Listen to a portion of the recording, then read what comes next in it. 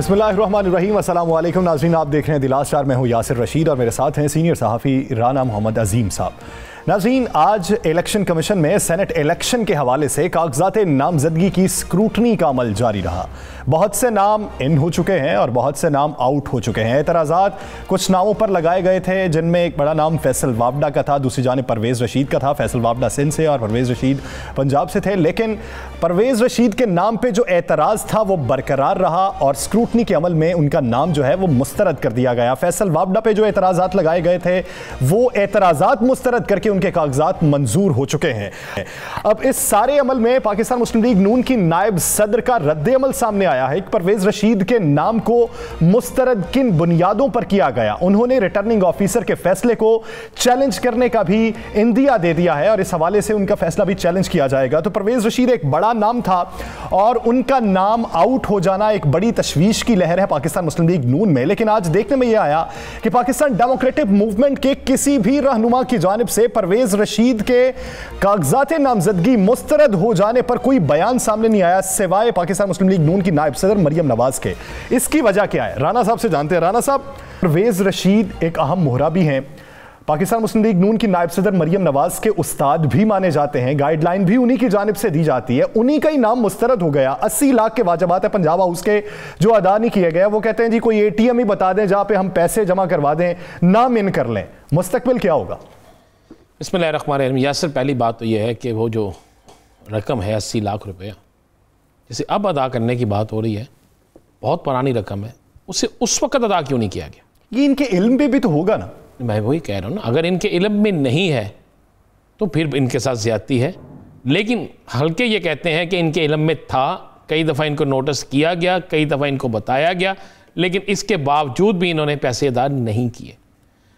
अब ये एक बड़ी छोटी सी बात है, 3 कागजात थे यासर, 2 ना करें आप।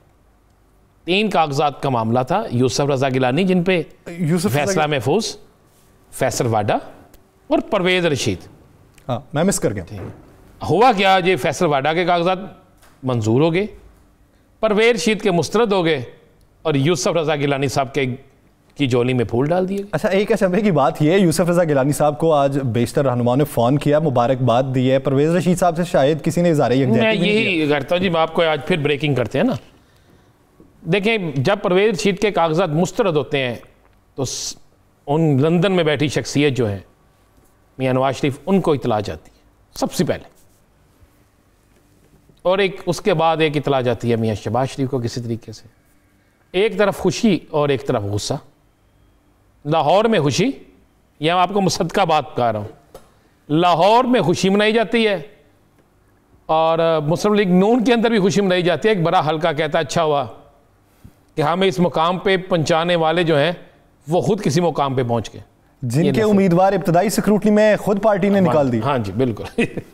उसके बाद उन्होंने कहा जनाब, बल्कि मुझे तो एक बड़े रहनुमा ने कहा कि अगर इनके मुस्तरद हो गए हैं तो अब पार्टी के पास एक जवाज़ मौजूद है, किसी कारकुन को सीट दे देनी चाहिए और चेंज भी कर लेना चाहिए। तो मैंने पूछा कैसा हो जाएगा? उसने कहा ऐसा हो नहीं सकता, इसलिए कि जिसने हमारी तबाही की है वो हमें आखिरी हद तक पहुँचाने के बाद ही किसी और तरफ जाएगा। किस्सा मुसर जी, मियाँ नवाज शरीफ साहब को जब इतला मिलती है तो मियाँ साहब बड़े सख्त नाला होते हैं। एक वो नाला होते हैं मुस्लिम लीग नून की क़यादत से, पाकिस्तान में मौजूद लोगों से। उन्हें कहते हैं अगर ये कागजात नामजदगी मुस्तरद हो गए थे तो उस पर ववेला क्यों नहीं मचा, शोर क्यों नहीं मचा, वहाँ पर प्रोटेस्ट क्यों नहीं हुआ, बहुत सी आवाज़ें क्यों नहीं आई, हर लीडर मैदान में क्यों नहीं आया? वो परवेज़ रशीद नहीं था, वो मरियम नवाज थी, वो मियाँ नवाज शरीफ था, ये कहा जाता है।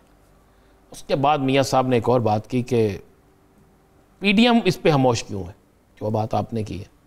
देखिए, परवेज़ रशीद PDM का हिस्सा है। कोई एक जलसा, कोई एक जुलूस, कोई एक इजलास, कोई एक मीटिंग, कोई एक मशवरा, कोई एक प्लानिंग, कोई एक मंसूबा, कोई एक जगह बता दे जहाँ परवेज़ रशीद साहब नहीं थे। और परवेज़ रशीद साहब जो हैं वो एक, देखें, इख्तिलाफ कोई कर सकता है, एक बेहतरीन सियासतदान है और इनके साथ खड़े हैं। आज पाकिस्तान मुस्लिम लीग नून एक और बेहतरीन सियासतदान से महरूम होगी। मुशाहिदुल्लाह खान साहब इंतकाल कर गए, अल्लाह ताला उन्हें गरीक़े रहमत करे, लवाहिकीन को सब्र जमील अता फरमाए।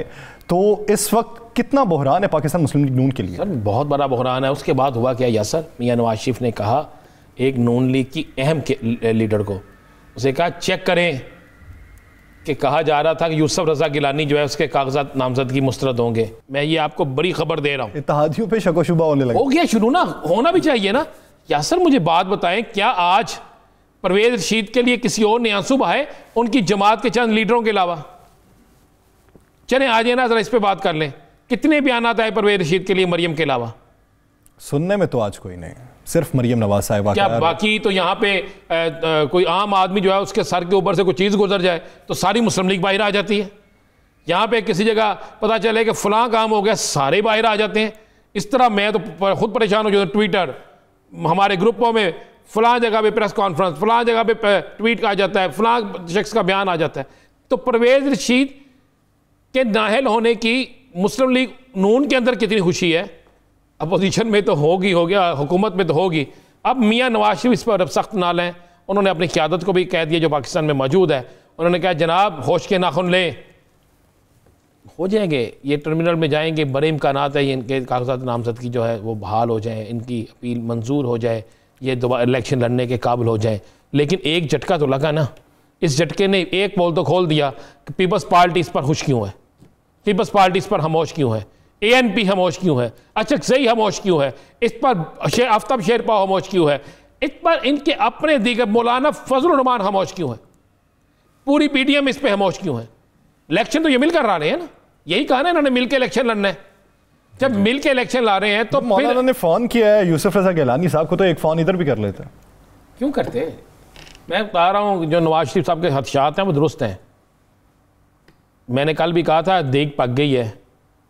अब देग में किसी के हाथ तो चने वाले चावल आने हैं और किसी के हाथ वो बचा हुआ बच्चे में वो चावल आने हैं जो आप समझते हैं कि जब कोई नहीं खाता तो आखिर में कह देते हैं यार ये चावल फलाने को दे देना, वैसे भी तो ख़राब होने हैं ना। राना साहब क्या इतलात है मरहूम मुशाहिदुल्लाह खान साहब की जगह किसे उम्मीदवार बनाया जाएगा? देखें जी, इस वक्त पार्टी के अंदर बड़ी गुफ्तगू हो रही है। कुछ लोग तो कह रहे हैं जी सैफुल मुल्क खोखर को दे दें, सही, और ये ख्वाहिश पे शरीफ ख़ानदान के अंदर से। लेकिन कुछ लोग कह रहे हैं कि जनाब ऐसा ना करें, इरफान सदीकी भी है, और अगर इरफान सदीकी ज़्यादा मजबूत उम्मीदवार नहीं लग रहा है? बहुत ज़्यादा मजबूत उम्मीदवार है, लेकिन हल्के ये भी कह रहे हैं कि आज उनके बेटे के कागजात भी जो है ना वो मंजूर हो गए हैं। अच्छा। उसके बेटे के भी कागजात मंजूर हो गए हैं। तो कुछ लोगों का ये भी कहना है कि उसकी कुर्बानियों को देखते हुए उसके बेटे को दे देनी चाहिए। आपको पता है यहाँ पे तो माजी में जो बंदे अच्छा खाना खिलाते थे उसको भी सीट मिल जाती थी, जो वक्त गुजारते थे साथ उनको भी सीट मिल जाती थी। तो असूलन तो वैसे मुस्लिम लीग नून को चाहिए, ये उनकी मर्ज़ी होगी कि उसके बेटे को टिकट दे दें। अगर उसके बेटे को नशिस्त नहीं देनी तो फिर पार्टी के अंदर से किसी को दे दिया। लेकिन फ़ैसला वही होना है जो मियाँ नवाज शरीफ की तरफ से आना है, जो मरियम की तरफ से आना है। फ़ैसले के लिए कोई मशावरती बोर्ड नहीं होना, फ़ैसले के लिए किसी बड़ी मीटिंग की ज़रूरत नहीं होनी, फ़ैसले के लिए किसी बड़े जरगे की ज़रूरत नहीं होनी। फ़ैसला मेरे ख्याल से हो चुका है, कल अनाउंस हो जाएगा। तो राना साहब इजलास भी तो बुलाया जा रहा है ना, तो इजलास में अराकीन की हाजिरी को मुमकिन बनाने की बड़ी तगोदो की जा रही है कि अगर हाजिरी इजलास में मुमकिन नहीं होती, फिर सेनेट इंतखाबात के हवाले से भी इन्हें तहफ़्फ़ुज़ात हैं, तो क्या इजलास में हाजिरी पूरी हो जाएगी? क्या वो हाजिरी जो है वो सेनेट इंतखाबात का सबूत होगी, उसका जवाब होगी, उसका नतीजा होगी, या फिर सेनेट इंतखाबात में नतीजा कुछ और होगा, हाजिरी कुछ और होगी? बड़ी अच्छी बात की, यही होगा। ये उसी सेनेट की तरह होगा कि खड़े हो जाओ, ग्लास स्टैंड, सारे खड़े हो गए, कितने जी चेक करो जी, 62 है, 64 है, अच्छा ठीक है जी। बाद में जब वोट की बारी आई, कितने हैं जनाब, एने गायब हो गए। यासर साहब यही होना है। मियाँ नवाज शरीफ को कहा गया कि 1 मार्च को इजलास बुला लिया जाए, चारों सूबाई असम्बलियों में अपने अरकान का, कौमी असम्बली में अपने अरकान का, और भरपूर ताकत का मुजाहरा कर दिया जाए और मियाँ साहब उससे खिताब करें। तो उस पर शर्त ये हुई मियाँ साहब की तरफ से, क्या हाज़िरी मुकम्मल होगी, और हाज़िरी मुकम्मल होने के साथ साथ क्या सब लोग वोट देने वाले होंगे, उनसे हलफ किस तरह लिया जाएगा, उनसे किस तरीके से यकीन दहानी ली जाएगी, उनको उसके बाद कहाँ रखा जाएगा, ये बाकायदा गुफ्तगू। तो 4 लोगों ने, बड़े सीनियर 4 लोग जो थे, उन्होंने कहा मियाँ साहब ये तो कन्फर्म नहीं है कि 1 का इजलास हो उसमें सारे आ जाएं, हम कोशिश करेंगे। तो जिस पर मियाँ साहब ने कहा जनाब अगर कोशिश करेंगे और ना आए, अगर 10 भी कम हुए तो फिर ऐसी हवा चलेगी, ऐसी मूव चलेगी कि हम इलेक्शन से पहले इलेक्शन हार जाएंगे। राना साहब इन्हें खदशात क्या हैं, कितने बंदे आगे पीछे हो सकते हैं? देखें, खदशात पंजाब के अंदर इनको एक सीट मज़ीद निकालना बड़ी मुश्किल है। जो इनकी जेन्युइन सीटें बनती हैं ना, अगर सुप्रीम कोर्ट का फैसला आ गया ओपन बैलेट, फिर तो सबके लिए बेहतर होगा। अगर खुफिया राय शुमारी आई तो पंजाब में एक सीट इनके लिए बहुत मुश्किल हो जाएगी। फवाद चौधरी साहब जो कह रहे हैं कि हम 28 से 30 नशिस्तें निकाल सकते हैं, कुल निकाल सकते हैं, बिल्कुल निकाल सकते हैं। फवाद चौधरी साहब ने कल कहा, आप अपना प्रोग्राम निकाल के देख लेना, हमने कितने दिन पहले कहा था। हमने तो ये बाकायदा बता दिया था 28 से 30, बल्कि मैंने तो कहा था 28 से 31 भी हो सकती हैं। आप अपना प्रोग्राम निकाल के देख लें। तो बात यह है कि बहुत से रहनुमा पार्टी टिकट के हवाले से भी तहफ़्फ़ुज़ात का शिकार है, बातें चल रही कि मैं कह रहा हूँ कि ये, मैं आपको बड़ी क्लियर बात कह रहा हूँ कि इस पर तो बड़ा इख्तलाफ, शदीद तरीन इख्तलाफ है। कोई एक बड़ा नाम जिसने ज्यादा तहफ़्फ़ुज़ात का इज़हार किया, कोई एक बड़ा नाम जिसने ना किया हो, एक नाम बता दें मुझे। तो फिर ये फैसला क्या, शाहिदा खान अब्बासी क्या हक में थे परवेज़ रशीद के? मैं नाम ले देता हूं, क्या शाहिदा खान अब्बासी हक में थे? तो आपके मुताबिक ये सारे फैसले पार्टी के नहीं बल्कि एक शख्स के हैं? जी बिल्कुल, एक तरफा फैसले, सारे एक तरफा फैसले हैं। फोटो हार से एक तरफा होंगे तो आप पार्टी बुला के भी क्या इंप्लीमेंट करवा सकेंगे? इजलास बुला के? मुझे एक बात बताइए, इजलास बुला के तो आपने, इनका फैसला ये हुआ था कि इजलास बुलाया जाए, मियाँ साहब खताब करें और मियाँ साहब वलवलांगेज़ खताब करें, मियाँ साहब उन्हें यकीन दहानी कराएं, कुछ ऐसी बातें की जाए कि जनाब हम जल्दी आ रहे, ये होगा। मैं आपको एक और ख़बर दे देता हूँ, मियाँ मोहम्मद नवाज शरीफ को मुस्लिम लीग नून के बड़ों ने ये बाकायदा कहा है कि अगर आपने पार्टी को बचाना है, अगर आप चाहते हैं कि आने वाले वक्त पे हमारे लोग हमारे साथ खड़े रहें, तो दो आपके पास ऑप्शन है। एक ऑप्शन ये है कि आप पाकिस्तान आ जाएं, ये मुतालिबा हो रहा है। हाँ, या आप पाकिस्तान आ जाएं। आप पाकिस्तान में होंगे तो बहुत से लोग जो पार्टी छोड़ के जाना चाहते हैं नहीं चाहेंगे। बातें तो ये चल रही थी कि मरियम नवाज साहिबा, जैसे हाफिज हुसैन अहमद साहब कह रहे हैं कि अब तो मरियम नवाज साहिबा को बाहर भिजवाने के लिए मार्च किया जा रहा है। देखिए, मरियम साहिबा ने खुद जो कह दिया कि मेरी एक सर्जरी बाहर होनी है, और कगलंदो इतनी अरसा पाकिस्तान में हुकूमत की, एक ऐसा अस्पताल भी नहीं बना सके जहां पे आपका अपना इलाज हो सके। और यासर साहब, एक अस्पताल तो होना चाहिए था ना, कि जिसमें जहां पे इनका अपना इलाज हो जाता। छोड़ देते हमें यार, आम आदमी को छोड़ देते। एक ऐसा अस्पताल मौजूद होना चाहिए था जहां पे इन लोगों का अपना इलाज हो जाता, कम से कम पाकिस्तान के अंदर। बाप बाहर जाके इलाज करा रहा है, बेटी कह रही है मेरी सर्जरी बाहर होनी है। उनसे कोई पूछे, नीचे खड़ी है वाम, उनसे पूछे वहां पे लोग कि जनाब बाहर क्यों सर्जरी होनी है?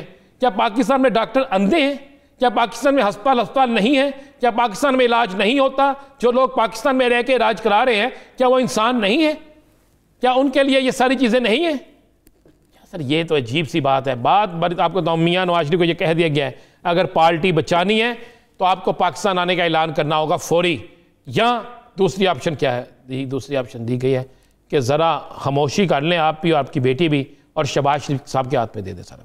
ये मुमकिन दिखाई या शाहिदा खान अब्बासी के हाथ में दे दें। अच्छा, अब्बासी साहब का भी ऑप्शन है, तो जिस पर जनाब किसी सूरत में मानने के लिए, आने के लिए तैयार नहीं, खामोशी, वो समझते हैं जनाब खामोशी होगी तो कुछ और ना हो जाए, और अपने भाई समेत शाहिदा खान अब्बासी को कुछ देने के लिए तैयार नहीं। ये मैं आपको, ये मुसद्दका में आज की ये सारी गुफ्तगू आपको बता रहा हूँ। ये कल इलेक्शन होगा ना, ज़िमनी इलेक्शन है सुबह, उस ज़िमनी इलेक्शन में 99% चांस है मुस्लिम लीग नून के जीतने के। मैं बिल्कुल हकीकत पे जा रहा हूँ। लेकिन वो 2 सीटें जीतना कोई मसला नहीं है, उससे कोई फ़ायदा नहीं होगा। असल सेनेट इलेक्शन है, और सेनेट इलेक्शन के 3 मार्च के बाद की सियासत है। अच्छा राना साहब, आप ये तो कहते हैं कि सेनेट इलेक्शन के बाद पीडीएम की जो सियासत है वो कुछ नरम पड़ जाएगी। पाकिस्तान मुस्लिम लीग नून का मुस्तकबिल क्या होगा सेनेट इलेक्शन के बाद? पाकिस्तान मुस्लिम लीग नून का सेनेट इलेक्शन के बाद यही मुस्तकबिल होगा। बसंत के बाद अगला जुमा आता है ना, जैसे लोग कहते हैं मिनी बसंत मनानी है जी, याद है ना आप लोग? वो लूटी हुई गुड़ियाँ उड़ाते हैं, पतंगे उड़ाते हैं। इनका यही होगा कि बसंत है 3 मार्च को, बसंत गुजर जानी है। जो लूटे छुटे इनके पास लोग होंगे वो आके बाहर नारे लगाएंगे, वो आके शोर, वो कुछ ना कुछ करेंगे, वो आके शोर मचाएंगे, वो वहाँ पे नारे लगाएंगे। यही होगा। असल बसंत इनकी गुजर गई, 3 मार्च बसंत है। अगर इन्होंने ज़्यादा काट दी पतंगे तो जनाब अगली बसंत फिर हुकूमत जो है वो बनाएगी लूटी हुई। अच्छा, अगर इनकी तवक्कुआत के मुताबिक सेनेट इलेक्शन के नताइज नहीं आते तो उसके बाद शहबाज शरीफ साहब का धड़ा मुतहर्रिक हो सकता है, या वो फिर भी खामोशी इख्तियार करेगा? नहीं, देखिए, अब तो शहबाज शरीफ के धड़े का मुतहर्रिक हो नहीं सकता, हो चुका है। अब वो भी तमाशा देख रहे हैं। सेनेट इंतखाबात के बाद की बात करूँ पहले की। उसके बाद तो फिर शहबाज शरीफ का ही वक्त है, ये भी मैं आपको बता दूँ, फिर इनका वक्त नहीं है। इसलिए कि फिर नज़र आ जाएगा। देखें, मैं फिर वही कह रहा हूँ, इनके पास एक दावे हैं। वो दावे ये हैं कि जनाब हमारे लोग, हमने बहुत से अपने लोग हमारे साथ खड़े हैं, अपोजिशन के खड़े हैं, हुकूमत के तौर पर हो गई। अगर हुकूमत की तौर पर कामयाब नहीं होती तो फिर क्या होगा? फिर इनके लोग टूटेंगे। जब आप किसी के नहीं तोड़ सकते, फिर आपके अपने टूटेंगे। जब आपके अपने टूटेंगे तो फिर होगा कि क़यादत की नाहली है, क़यादत नाहल है, क़यादत से राज़ी नहीं। और जब ये लफ्ज़ आता है कि ये लोग क़यादत से राज़ी नहीं हैं, इसलिए इनको इतने वोट पड़े हैं, इनके असर लोग भी इनके साथ नहीं है, तो फिर क्या होगा? फिर क़यादत की तब्दीली होती है। और उसके लिए फिर वक्त जो है वो अब 3 तरीके बाद बिल्कुल होगा। देखें, कल इन्होंने, मैं आपको बताऊँ, अभी ये राब्ता कर रहे थे कि किसी तरीके से सायरा अफजल तारड़ जो है वो भी कल ख़वातीन की नशस्त कागजात नामजद की वापस ले लें। और शाहिदा खान वासी की जो मेरे हमशीरा खड़ी है ना, जी बहन खड़ी हैं, वो बिला मुकाबला हो जाए। अच्छा, ठीक है, चूँकि 2 तो हो गए ना किस्म के बिला मुकाबला, टेक्नोक्रेट ख़वातीन पे भी हो जाए। अब वहाँ पे एक ग्रुप ऐसा है जो सायरा के हक़ में है, बीबी सायरा बीबी के हक़ में है, और एक ग्रुप किसी और तरफ है। अब मामला ये है कि अगर वो कागजात नामजद की वापस ले लेती हैं और उसके बाद सूरत हाल होती है, तो क्या वो खुशी से लेंगी? वक्ती तौर पे तो सारे कहेंगे ना जनाब कोई बात नहीं, पार्टी की आदत का फैसला है, लेकिन ये सोचने पर तो मजबूर होंगे ना कि हमने इतनी मेहनत की, पार्टी की आदत की, आज हम पर नज़र नहीं पड़ी तो कल कैसे पड़ेगी? चलो राना साहब, ये तो नून लीग की बात हो चुकी है, हम पीडीएम की भी कुछ बात कर लेते हैं। पीडीएम के मुतफ़िका उम्मीदवार यूसुफ रज़ा गिलानी साहब, दूसरी जानिब से उनके मद्दे मुकाबिल जनरल नशिस्त पे अब्दुल हफीज़ शेख साहब, दोनों उम्मीदवारों में तगड़ा कौन है? यानी ये जो मुकाबला है आपकी नज़र में कांटेदार मुकाबला होगा या नॉर्मल सा मुकाबला है, एक तरफा होगा? कोई कांटेदार, देखिए मैं फिर कह रहा हूँ, आज की 2 रोज़ तक तो यूसुफ रज़ा गिलानी बड़े मुतमिन थे। उनको मुख्तलिफ़ जगह से इशारे मिले थे और उन्होंने दावा किया था पीर बगारा साहब की पार्टी GDA हमें सपोर्ट करेगी। उनका दावा था कि लोधरा से एक अहम शख्सियत उनकी पुश्त पे खड़ी हो जाएगी। उनका दावा था कि जनूबी पंजाब के कुछ लोग हमारी सपोर्ट करेंगे। लेकिन मेरे पास आज की इत्तला ये है कि जैसे हमने कल भी प्रोग्राम में डिस्कस किया था कि हुकूमत भी मुतहर्रक हो गई है। आज आपने देखा कि आज GDA मुतहर्रक हो गई है, आज बड़े राब्ते तेज़ हो गए हैं। और उन राब्तों के बाद मेरे पास जो फैक्ट एंड फिगर्स आए हैं कि पीपल्स पार्टी जो है वो बड़ी शदीद मायूस हो गई। अब यूसुफ रज़ा गिलानी को कहा गया है कि अपने पत्ते शो करो, कोई एक ऐलान करा दो। ये मैं आपको मसद का बात कह रहा हूँ। लेकिन यूसुफ रज़ा गिलानी साहब तो आमादा ही नहीं थे। उन्हें जब आमादा ही PP चेयरमैन की तरफ से किया गया तो पत्ते तो फिर उन्हें शो करने चाहिए। नहीं, किसने क्या आमादा नहीं थे? पहले तो खबरें यही थी कि वो सेनेट इलेक्शन में हिस्सा लेने को आमादा नहीं है, PP चेयरमैन उन्हें मनाने की कोशिश कर रहे हैं। उनके मनाने के बाद फिर उन्होंने अपना वोट ट्रांसफर करवाया इस्लामाबाद। नहीं, ऐसी कोई बात नहीं थी। देखिए, ये सियासत है ना, इस सियासत में यासर ऐसे ही चलता है कि नहीं जनाब मेरा तो दिल नहीं करता इलेक्शन लड़ने के लिए, लेकिन आप कहते हैं तो मैं लड़ लेता हूँ। भाई नहीं दिल करता ना इलेक्शन लड़ो।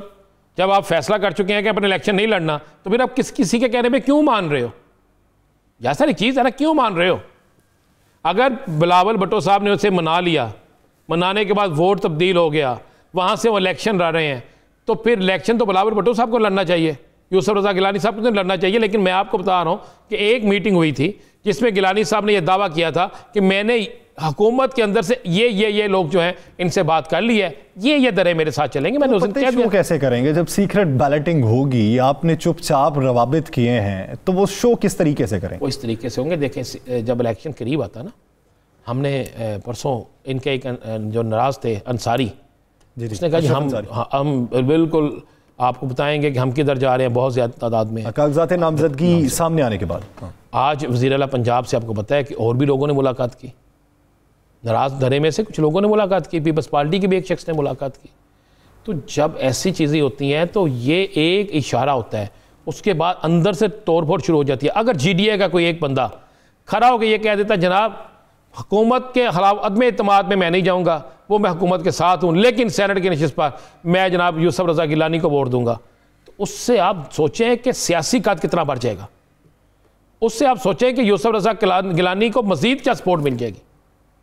यासर साहब ये होता है। लेकिन 2 रोज़ पहले तक यूसुफ रज़ा गिलानी बड़े पुरुम्मीद थे, 9-10 कह रहे थे मैं वोट तोड़ लूँगा। आज उनकी गिनती में है ये 3 या 4 वोट। भाई वो 6 भी तोड़ लेते तो नहीं जीत सकते। आप मुझे बताएं, फीस ये क्या आप उसे कमज़ोर उम्मीदवार समझते हैं? मजबूत उम्मीद। हफीज शेख आया कहाँ से? जो लाए, जिन्होंने उसे खड़ा किया, जो उनके सपोर्टर हैं, तो क्या वो हफीज शेख पे पैरा नहीं दे रहे होंगे? क्या हफीज शेख के पीपल्स पार्टी के अंदर रूट्स नहीं है? राना साहब, अब आपने जिक्र कर ही दिया, फिर थोड़ी सी बात जहांगीर खान तरीन साहब की भी कर लें, जिन्हें फ़ोन किया गया आज हफीज शेख साहब की जानिब से। उन्होंने मदद की, अपील की और उन्होंने यकीन दहानी करवाई। आप दोस्त भी हैं, पार्टी के लोग भी हैं, आपकी यकीन दहानी करवाएंगे। और आज जाके उन्होंने मेल मुलाकातें भी की हैं। वो तो इस तरह जैसे तैयार बैठे थे, फौरी गए, मेल मुलाकातें की, मनाया, वापस। मुझे एक बात तो बताएं, पहले कौन था जिसने दावा किया था कि मेरी उससे रिश्तेदारी है? मैंने तो आपसे कह दिया था कि लोग तेज़ हो गए हैं। हफीज़ शेख को हफीज़ शेख ना समझें। हफीज़ शेख पीपल्स पार्टी के दौर में वज़ीर थे, बड़े रूट्स हैं उनके।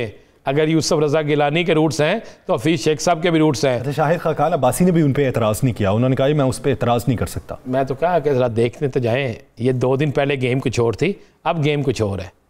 अब तो कई लोग जो है ना वो सिगरेट छोड़ के च्युइंगम जो है ना वो खाना शुरू हो गए हैं कि जनाब परेशानी बढ़ गई है। यासर साहब, हम अपने प्रोग्राम में रोज़ाना कुछ ना कुछ ब्रेक करते हैं।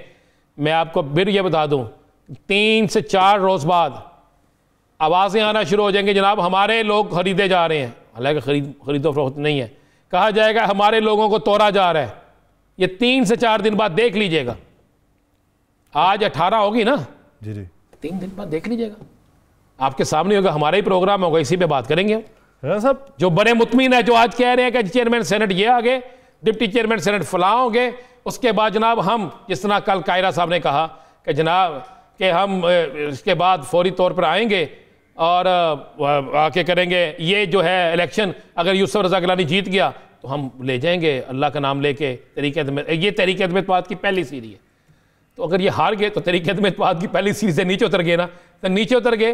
पीपल्स पार्टी का कुछ नहीं गया। सबसे ज़्यादा नुकसान इसमें जो होगा ना इस सेनेट के इलेक्शन में, वो होगा मुस्लिम लीग नून और मौलाना फजलुर रहमान का। राना साहब, फैसलाबाद कितनी अहमियत रखता है? जहांगीर खान तरीन साहब भी आज फैसलाबाद गए थे, कल वज़ीर आला उस्मान बुज़दार भी जाएंगे, गवर्नर पंजाब चौधरी सरवर साहब भी जाएंगे। फैसलाबाद बड़ी अहमियत रखता है और बड़ी जरखेज़ मिट्टी है वहाँ की। क्या कोई तहफ़्फ़ुज़ात थे? दो तहफ़्फ़ुज़ात थे, 2 अफराद के, दूर हो गए। कल के इनके जाने से पहले ही दूर हो गए। अच्छा, मैं बिल्कुल आपको कह रहा हूँ दूर हो गए भाई। रात को एक ट्रेन चली थी जिसने 6-7 स्टेशन पे ना क़याम किया है, और उस ट्रेन में उन तमाम नाराज़ मुसाफिरों को बिठाया गया, उनकी बातें सुनी गई, और उनकी बात, ये सियासी ट्रेन थी, उनकी बातें सुनने के बाद उनको मना लिया गया। इलेक्शन में ही चलती इलेक्शन में है भाई। और क्या देखें, लोगों के मुतालबात भी तो इलेक्शन में आते हैं ना, लोगों की नाराज़गियाँ भी इलेक्शन में आती हैं, लोगों के गिले भी इलेक्शन में आते हैं। इलेक्शन ना हो तो ना कोई मुतालबा होगा, ना गिला होगा, ना शिकवा होगा, और ना ही लीडर किसी को पूछेगा। मुझे बताएं ना, खुर्रम लुगारी साहब ने बड़ी जज्बाती तकरीर की, 4-5 टीवी चैनल्स ने उठा के रख दिया काम। उसके बाद उसी पार्टी में है ना, वहीं पे खड़े हैं।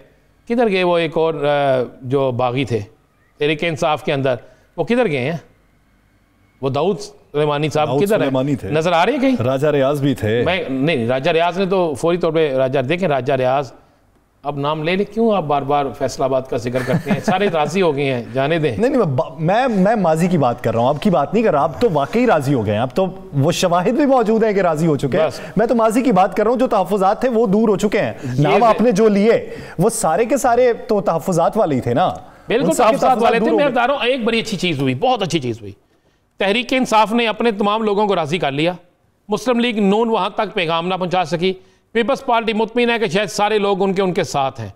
ऐसा नहीं है, मैं फिर कह रहा हूँ, ऐसा नहीं है। सिंध के अंदर ऐसा हो सकता है, सिंध के अंदर ऐसा हो सकता है, लेकिन अगर आप कहें कि बाकी जगहों पे ऐसा नहीं है, आपको रिजल्ट नजर आ जाएगा। सब ब्रेक पे जाना है, लेकिन उससे पहले आपने सिंध का नाम ले लिया। रऊफ सिद्दीकी साहब के भी कागजात नामजदगी मुस्तरद हो चुके हैं, तो क्या मुस्तकबिल देखते हैं? बात तो ठीक है, गए जी, उनके पास MKM को 1 सीट मिलनी है वहाँ पे। अच्छा, उनके मुतबादिल भी मौजूद है, काफ़ी कुछ है। यानी MKM की सीट ही है? 1 सीट है MKM की 1 सीट है। पाकिस्तान पीपल्स पार्टी को जो यकीन दहानियाँ थी, वो यकीन दहानियाँ अब कुछ खदशात में और डाउट्स में तब्दील हो चुकी हैं। देखते हैं कि आने वाले दिनों में उनके हाथ क्या। वो एक गाना है ना, कोई नवा लारा ला के सानू रोल जा, झूठिया भाई कि झूठ और बोल जा, ये गाना शुरू हो गया है यूसुफ रज़ाक गिलानी साहब का। चले देखते हैं, लोगों ने यकीन दहानियां कराई थे ना, अब फोन पे यही ट्यून लगा के उनको सुनाते हैं। देखते हैं कि आने वाले दिनों में वो पत्ते क्या शो कर सकते हैं। अब जो कुछ दिन पहले उन्हें यकीन दहानियां किसी और जानिब से करवाई गई थी, वो अभी बरकरार हैं या उसमें अभी खदशात पैदा हो चुके हैं। नाज़रीन, एक शॉर्ट ब्रेक के बाद हमें ज्वाइन करेंगे जनरल रिटायर्ड अमजद शुएब साहब। हम सानिया समझौता एक्सप्रेस पे बात करेंगे। Stay with us.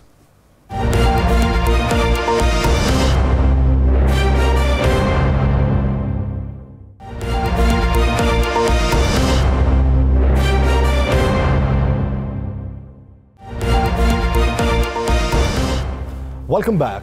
नाज़रीन, सानिया समझौता एक्सप्रेस को 14 साल बीत चुके हैं।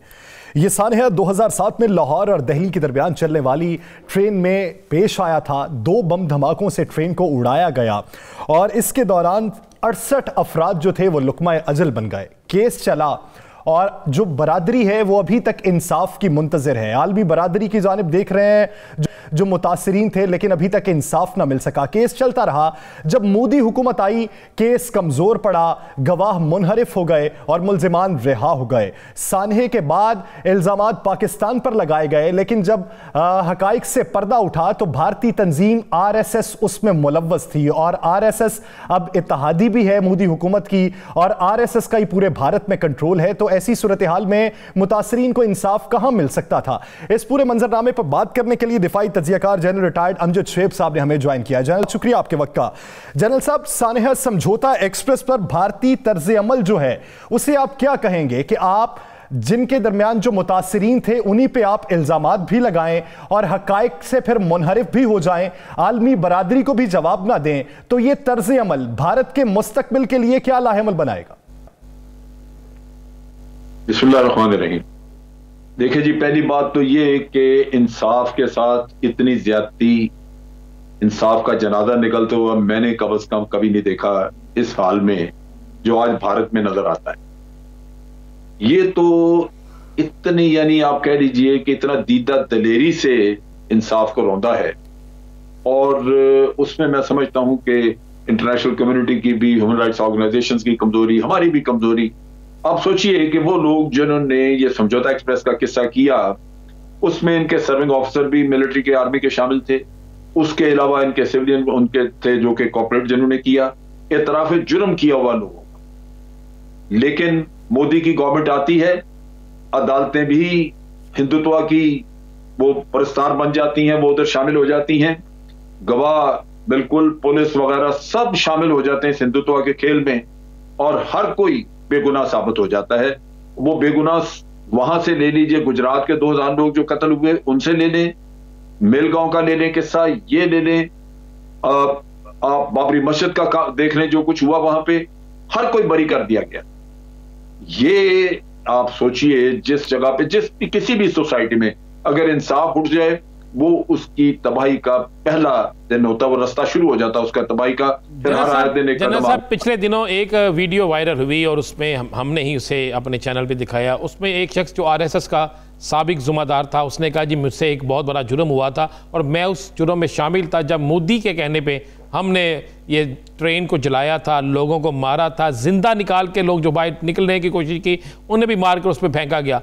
तो उसके इतराफ़ के बाद भी क्या इंडिया की सुप्रीम कोर्ट, इंडिया की अदलिया जो पूरी दुनिया में कहती है कि हम बड़ा अच्छा इंसाफ देते हैं, उसकी खामोशी को क्या कहती है? क्या वो भी डर गए? ये नहीं, डरे नहीं। देखिए, ये सब शामिल है।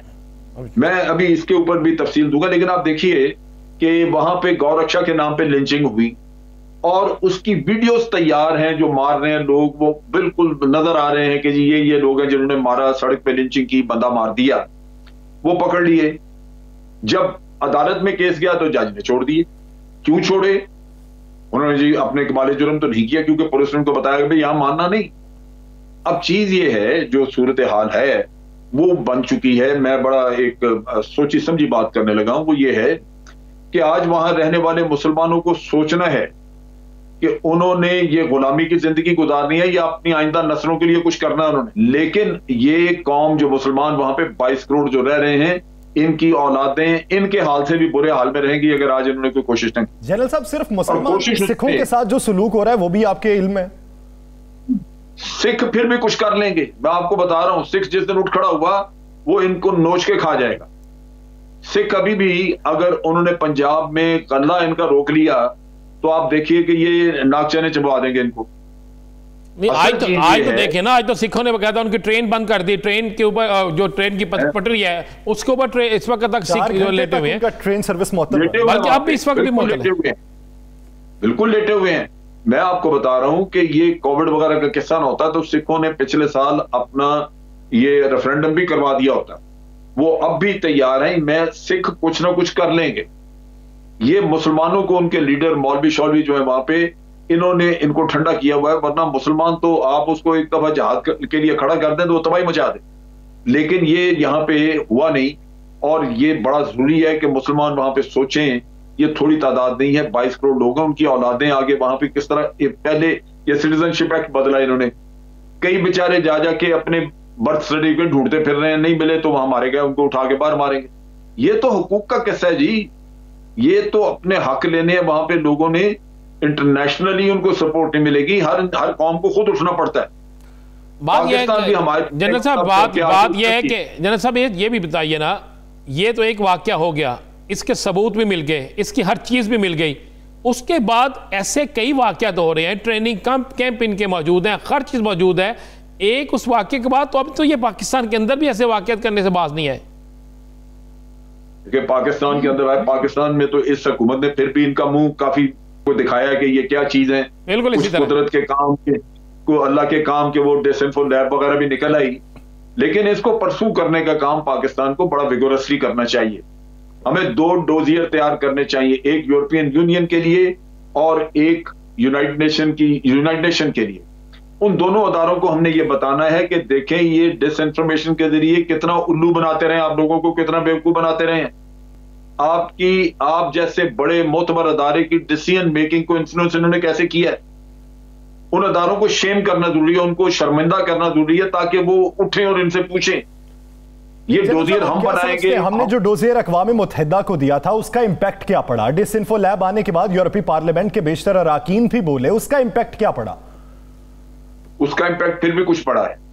उसका इंपैक्ट पड़ा है कि जो टेररिज्म के ऊपर रिपोर्ट उन्होंने इशू की है उसमें वाज़ेह भारत को कहा है कि इन्होंने तालिबान के ग्रुप जो उनको इकट्ठा किया वहां पे अफगानिस्तान में और पाकिस्तान के अंदर 100 हमले करवाए इन्होंने और ये हमले करवाए जा रहे। ये चीज जो है ये आहिस्ता आहिस्ता दुनिया बोलने लगी है। लेकिन अदारों को मुतहर्रिक करना वो बड़ा जरूरी है। यूरोपियन यूनियन को बताना चाहिए कि जनाब आप कैसे बेवकूफ बने रहे इन लोगों के हाथों। आपके तो एमपीज जो है मेंबर पार्लियामेंट वगैरह वो दौरों पे जाते हैं, कश्मीर इनके स्पॉन्सर्ड दौरों पे वो जारी निकली एनजीओ जिन्होंने दौरा स्पॉन्सर किया था इनका। तो ये तो चीजें हमने उठानी, अगर उठाएंगे तो उन अदारों को जलील करेंगे कि जनाब आप बेवकूफ बने रहे, इनके हाथों उठे कुछ करें इनका, तो वो खेलेंगे, कुछ ना कुछ करेंगे।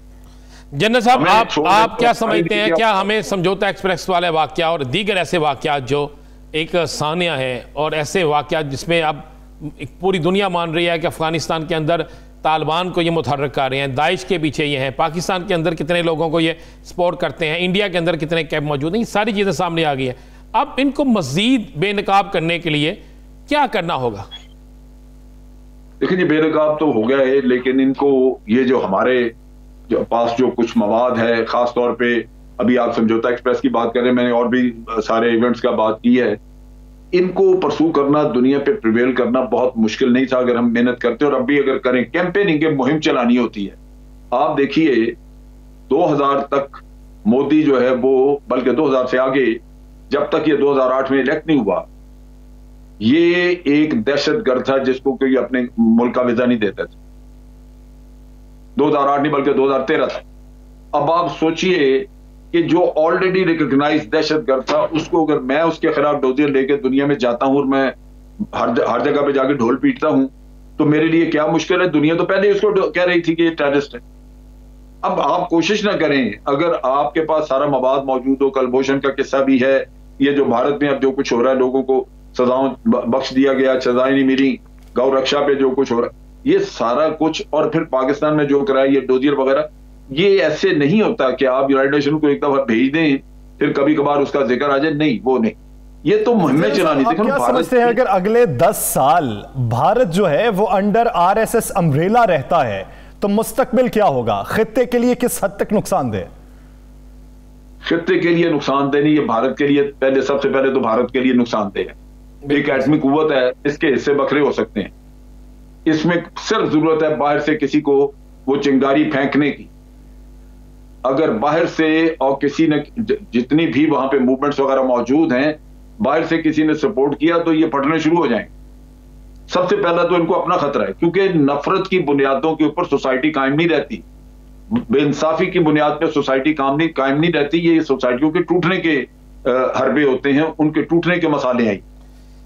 तो वहां पे तो ये जन्नत साहब बहुत से हमारे पास चीजें मौजूद हैं, हम दिखाते हैं, बिल्कुल अब भारत टूट रहा है, नजर आता है, लेकिन ये किस तरह दुरुस्त होगा कि पाकिस्तान के अंदर कई सियासी जमातें आज भी भारत की ज़बान बोलती है, जबकि पूरी दुनिया में भारत जो है बेनकाब हो चुका है, लेकिन पाकिस्तान के अंदर कुछ जमातें आज भी उसकी ज़बान बोलकर उसके मिशन को आगे लेकर चलती हैं। इसको किस तरह रोका जाए? बात यह है, आप बाहर के दुश्मन को जानते हैं, पहचानते हैं, उसके खिलाफ लड़ भी सकते हैं। अब आप एक सुन लीजिए, वोट को इज्जत दो से ज्यादा दलील नारा कोई और हो सकता है, लेकिन लोग बेवकूफ बन जाते हैं। ये नारा दलील क्यों है? इसलिए कि वोट को इज्जत देनी है उस शख्स ने जिसको दिया गया है। वो खुद चोरी चकारी करता है, लूटमार कर लेता है, रिश्वत खा लेता है और दूसरों को कहता है कि तुम वोट को इज्जत दे दो। भाई जिन्होंने तुझे पकड़ना है, जिन्होंने जुर्म पे काबू पाना, वो वोट को क्या इज्जत दे? उनका वोट से वास्ता क्या भाई? अगर एक शख्स को ये देखिए कि इस वक्त भारत के अंदर तहरीक कितनी मुतहर्रिक हैं। किसानों की तहरीक है, उसके अलावा मुसलमानों को दबाया जा रहा है, मकबूजा जम्मू कश्मीर में आवाज़ें बुलंद हो रही हैं, खालिस्तान का नारा लगाया जा रहा है, उधर चाइना के साथ आपके रिलेशंस ख़राब हैं, आपने अपना ही इलाका चाइना के हवाले कर दिया। तो ऐसी सूरत हाल में भारतीय हुकूमत जब उसे दुनिया भर में उसके सिफारत खानों के बाहर एहतजाज हो रहे हैं, नारे लगाए जा रहे हैं, हट धर्मी जो है वो हट धर्मी की बुनियादी वजह आपको क्या लगती है? बैक स्पोर्ट क्या हो सकती है? देखिए, इस वक्त तो इशू है अमेरिका के स्ट्रेटेजिक इंटरेस्ट जो है इस खिते में, और अमेरिका ने सेकेंड वर्ल्ड वॉर के बाद से आज दिन तक जितनी जंगें लड़ी हैं, या उन्होंने अपने से बहुत कमजोर मुल्क को जाके मारा है, या उन्होंने कोलिशन बना के तो उसके जरिए जंग की है ताकि जंग उनके अपने मुल्क से, उनकी अपनी सरजमीन से दूर रहे। आज ये चीज जो है ये भारत के ऊपर पिन करते हैं, क्योंकि सिर्फ भारत इन 4 क्वाड जो बनाया उन्होंने 4 मुल्कों का, उसमें भारत वाहिद मुल्क है जिसकी सरहदें साथ मिलती हैं चाइना के। तो भारत कभी ये काम नहीं करेगा कि अमेरिका की बिडिंग करे, कि अमेरिका के ऊपर लड़े। तो अमेरिका को कुछ अरसे बाद जब उसकी उम्मीदों पे पानी फिरा तो वो फिर इनको रास्ते पे लाएंगे। आज देखिए कि उन्होंने पूरी दुनिया में अमेरिका, उनके ऊपर जो रशिया से हथियार खरीदते हैं उनके ऊपर वो पाबंदी लगा देते हैं, भारत पे अभी तक नहीं लगाई, लेकिन उन्होंने इनको धमका दिया हुआ है। तो ये जिस दिन थोड़ा सा भी अमेरिका को एहसास हुआ कि ये उनके रास्ते पे चलने को तैयार नहीं, और चलेंगे तो भारत का नुकसान भी बहुत होगा। जनाब साहब, खालिस्तान तहरीक आप कब देख रहे हैं कि खालिस्तान तहरीक चेंज तो हो चुकी है, किसानों की तहरीक खालिस्तान तहरीक में बदल गई है, वहां पर दीगर जो कौमें हैं वो भी इसको अब हमायत में निकल आई हैं। आपको नजर आता है कि किसानों की ये तहरीक वाकई खालिस्तान की तहरीक बन जाएगी? ये बन सकती है, लेकिन उससे पहले कोविड का मसला हल होना चाहिए। कोविड के मसले ने दुनिया में सियासत को भी, इकोनॉमी को और इत्तेहाद को, सब चीजों को इफेक्ट किया है। ये पिछले साल जो नहीं हो सका इनका रेफरेंडम, वो इस साल भी डिपेंड करता है। अगर तो कोविड कंट्रोल हो जाता है अगले 2-1 महीनों में, तो इस साल के एंड तक रेफरेंडम हो जाएगा। और रेफरेंडम जो है वो पहला कदम होगा जिसमें कि ये मेजोरिटी लेंगे। सिख बाहर बहुत बैठा हुआ, सब वोट करने के लिए तैयार।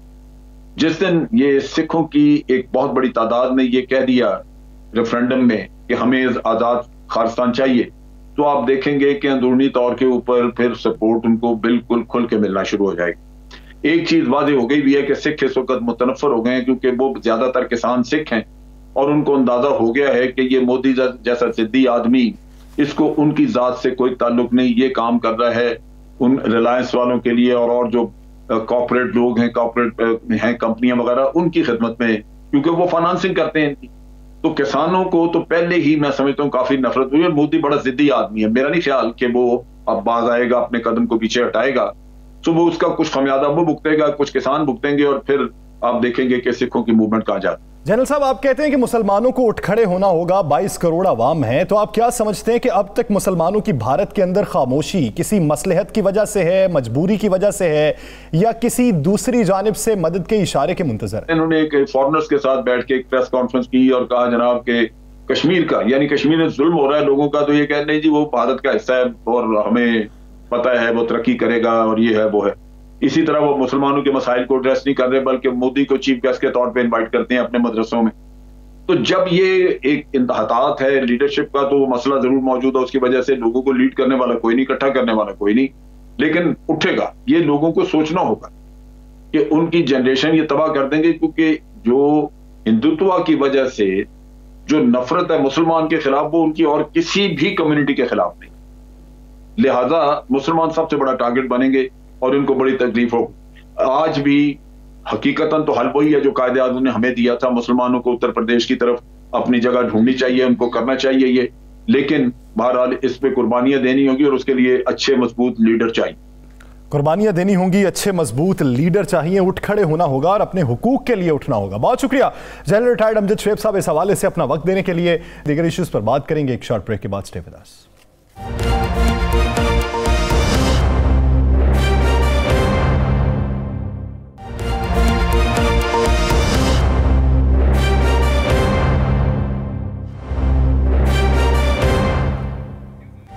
Welcome back. नाज़रीन, सानहा समझौता एक्सप्रेस पे हमने बात की, माजी में जितने वाकयात हुए उनका हासिल उसूल क्या रहा उस पर भी हमने बात की। भारत खित्ते में किस हद तक बदअमनी फैला रहा है उसका भी अहाता किया गया। डिसइंफो लैब के हकाइक मंजर आम पे आने के बाद भारत की हठधर्मी जिस तरीके से बरकरार है उसका भी हमने अहाता किया।